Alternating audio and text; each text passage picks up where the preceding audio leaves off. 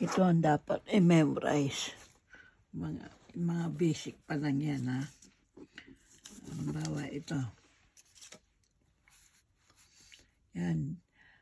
Derivative ng sine. Ang answer mo ay cosine. Yan. Memorize nyo yan. Pangalawa, yan. Kapag naman derivative ng cosine, ang answer mo ay negative sine x. Okay? Ito yung pangatlo. Derivative ng e raised to the x power. Copy mo lang yan. Ito yung palaging